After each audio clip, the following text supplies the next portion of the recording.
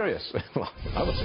The fight between Apple and the FBI over a locked iPhone heads to Capitol Hill tomorrow. Both sides scheduled to testify in this. I have a question. With the threat of nuclear terror very real, shouldn't we be prepared to sacrifice just a little privacy for increased security? Former CIA Director James Woolsey is with me now. It's the all-star day right here on Varney & Company. Britt Hume, Newt Gingrich and James Woolsey.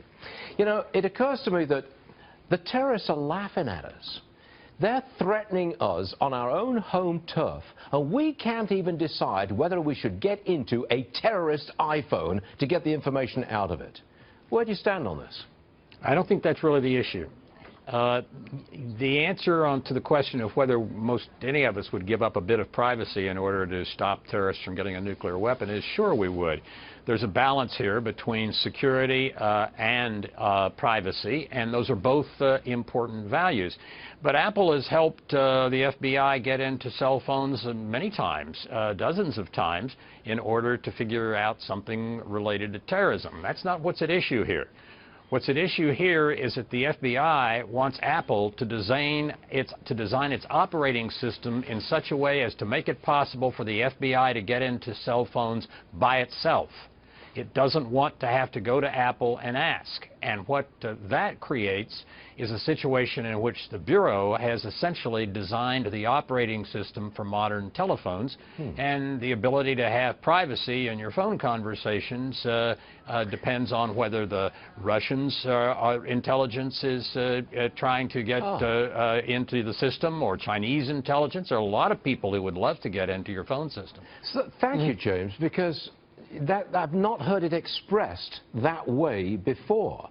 And that really does turn and change the argument, doesn't it? I mean, that's the whole... It's essentially the argument that's in Wired's article, the magazine's article of about 4 or 5 days ago. It's essentially what I just said.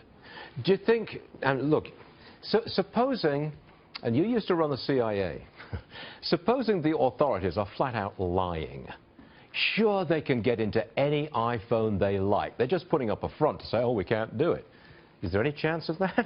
No, that's not what's happening, I don't think. They have generally gotten into a number of cell phones with the assistance of Apple, but Apple had a back door in its most recent operating system that Apple wanted to close. It didn't want to have its system out there with this back door that other people could come through, and the FBI doesn't want it to close the back door. Right. That creates a situation where essentially the FBI is designing Apple's operating system and any secrecy that might manifest itself in that system, and that, I think, should give us pause. Well, James, the way you're phrasing it, the way you're framing this argument, sounds like, in this specific case, you come down on Apple's side. Am I right? Where I am is I think the Apple folks and the Bureau ought to get together privately, not yet in any kind of big congressional hearing, and come up with a way to compromise this out and work it. This is an important issue. Both sides have some right to their position. This is not a clear yes or no question, I don't think. Okay. But they ought to be able to sort through this. This is a very important issue. It's a big issue, but I don't think it's a crystal clear issue on one side or the other. James, thank you very much for clarifying this, because that is a new way of looking at it and explaining it, and I really see your point. For the first time, my eyes have been opened. Extraordinary. James Woolsey, everyone. It really is all-star day, and that's a fact. James, thank you very much, sir. Appreciate it. Good to be with you, Stuart. Yeah.